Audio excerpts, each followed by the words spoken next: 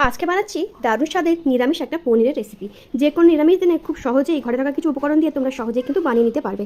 তো প্রথমে এখানে পনিরগুলোকে টুকরো করে কেটে নিয়েছি। একটা কড়াইয়ের মধ্যে সাদা তেল দিয়ে পনিরগুলোকে একটু ভেজে তুলে রাখবো। তোমরা চাইলে পনিরগুলো নাও ভাজতে পারো, কিন্তু ভাজলে পনিরের টেস্টটা কিন্তু বেশি ভালো লাগে।